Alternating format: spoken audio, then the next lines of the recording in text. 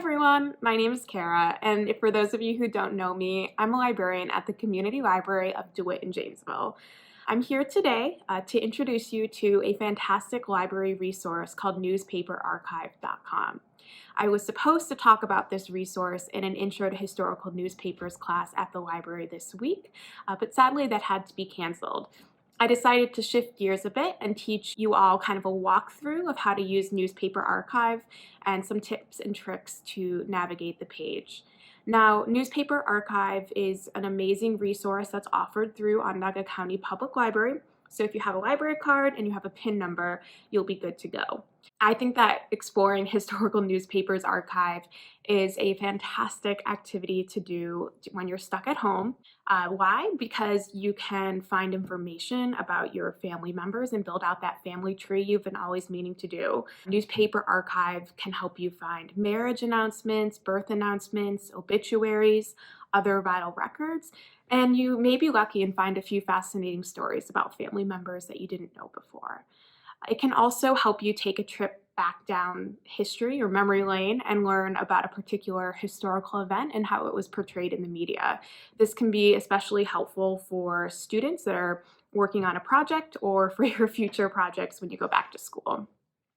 So my video today will really be for beginners. It walks you through how to access the site and then how to use the website to the best of your ability, and then how to save articles and so that you can either leave them on your computer or print them out later. So on that note, let's dig in.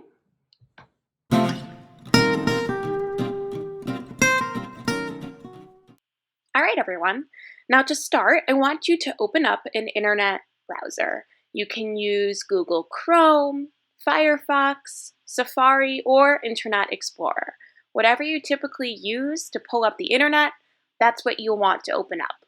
I use Google Chrome and I find that it works fairly well.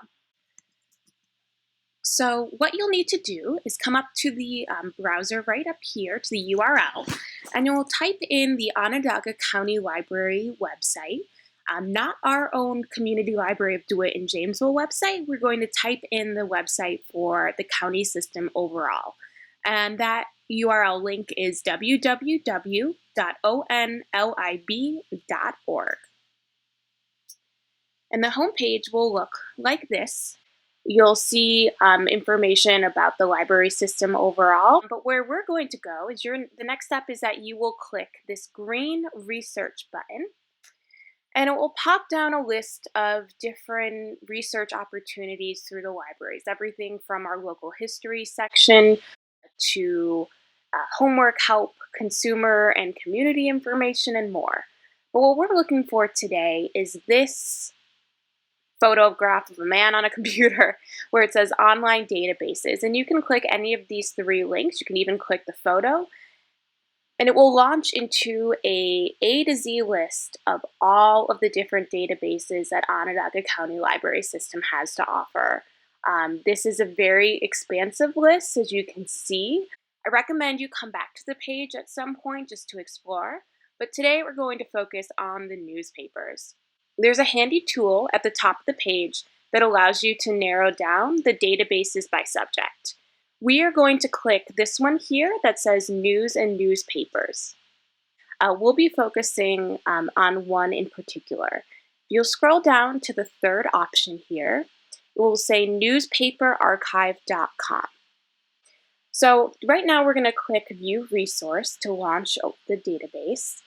And instead of launching straight into the site, it will ask you for your library barcode and your library PIN. So I'm just going to enter my information in here and click Log In. It might take a second as it's showing now, but eventually you will launch into the homepage for newspaperarchive.com. I wish that this site was a little bit more user-friendly. It's a little tricky to navigate just by looking at it at first. It's not as easy to decipher. But what I want to point out is that if you can just follow my cursor here, you can search by first and last name just to start off, or you can search by location. So if you know you're looking for a relative or an event, in a particular state, you can narrow down by state. They also have a number of papers from different countries. Obviously, not all countries are represented, but you can search that way as well.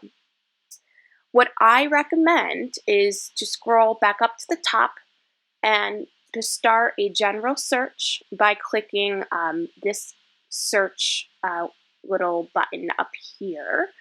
And this will launch into the advanced search. All right, so now that we are on our advanced search page, which is how I recommend starting a search, you will see that you can search by name, by phrases or different words. Sorry. You can also search by date, and you can search by an exact date, between different dates, between years, and you can also narrow down by publication location.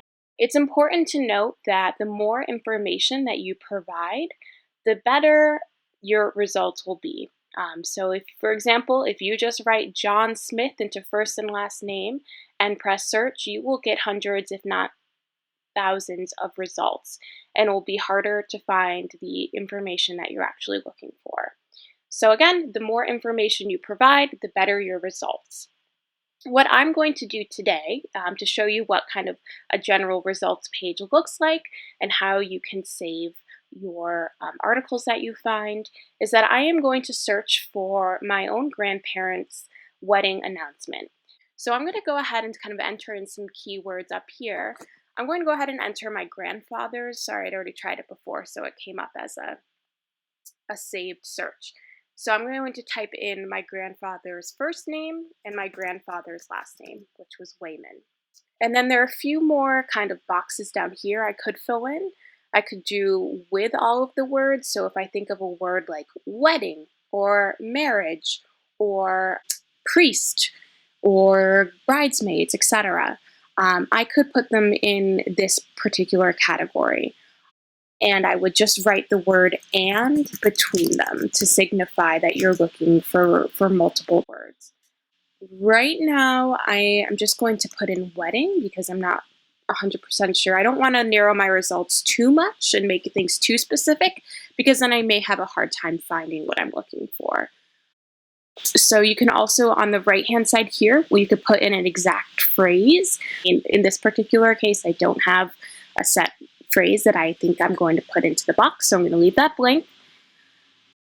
Down here, you can put in with at least one of these words. So if I wanted to do wedding, and I would put an or between.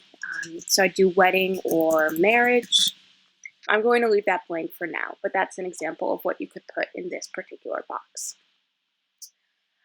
In this box, I could say without the words, I don't know, you could put whatever you think, like you wouldn't see the word divorce in a marriage announcement. So I could type in divorce, but I'm not going to.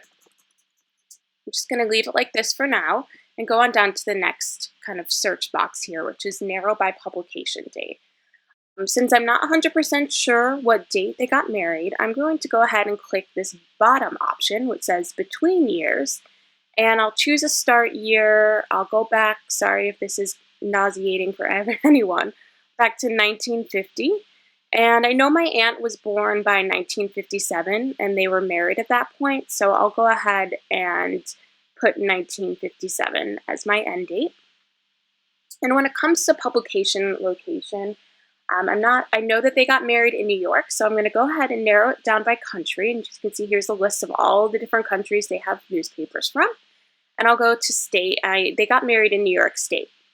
Since I'm not 100% sure where they got married or which newspaper publicized their wedding announcement, I'm going to leave the city and the publication blank. If you know for sure that an article was published in the Syracuse Post-Standard, you can go ahead and narrow it down all the way down to Syracuse here, and it will give you the different publications within Syracuse. Go ahead and click search and see what I come up with. At the top, you can see how many results that you achieve. I received 6 results for Gilbert Wayman wedding. And it will tell you here what you search by. So I searched by country, US, state, New York, and between the following years. If you get 0 results here, you can go ahead and click this yellow revise your search box here, and it will pop up that advanced search feature for you again, and you can maybe change up some of your search indicators. On the right-hand side is another way to refine your results even further. You can narrow down by the location. So as you can see, there was 2 that were published in Fayetteville, 1 in Ithaca, and 3 in Syracuse. And you can also narrow down the dates even further. What I am going to do is I am going to head to click this very first one. That is from the Syracuse Post-Standard, and it was published on Sunday, January 2nd, 1955, and see if this is what I'm looking for. I'm going to click on the actual link here, and it might take a second, but it's going to launch an actual image. And what's wonderful about this database is that it will highlight on the page the terms that you use in your original search. So as you remember, I searched Gilbert Wayman and wedding. So it's highlighting and it found within the page where those search terms are located.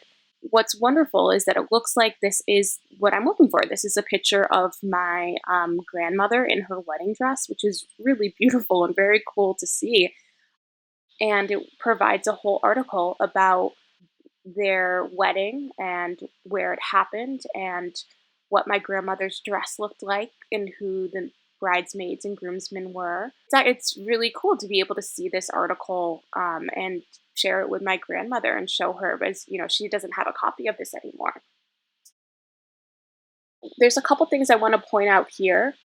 Since I was able to find what I'm looking for, right now my search is over, but I want to save this. And so there are a few different options that you can do. You can go onto the top bar here that's red, and you can click Save Image, and it will give you an option. You can save it to your computer as a PDF. You can save it as a PNG, which is an image file. I don't recommend the last 2, so we can ignore those.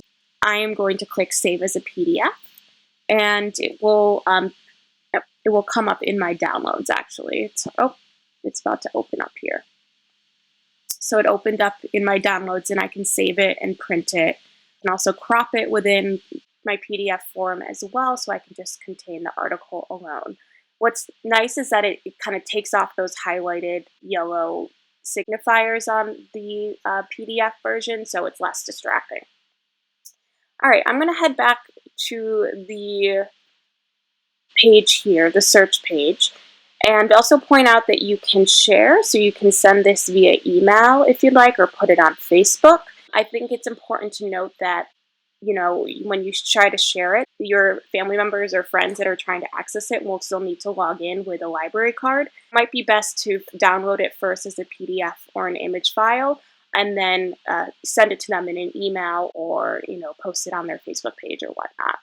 You can also send it directly to a printer as well. If you want to go back to the search results page and see if there were any other articles that were of note, you can just click the back button up on the top right-hand corner, if it will let me. There we go. So you can always click on other things and see if they're relevant, or if you find any other information that may not be in the original article that you found. It's really fun to play around and explore and see what information you can find about your loved ones, things that you maybe didn't expect or you didn't know, or they didn't get to share before they passed. So this is kind of a general overview here of newspaperarchive.com. Thank you so much for tuning in with me today as I walked you through the steps of newspaperarchive.com. If you have any further questions, feel free to reach out to me directly. You can reach out to me by emailing me at reference@CLD&J.org. That's reference@CLD&J.org. And I look forward to hearing what you discover. Thanks.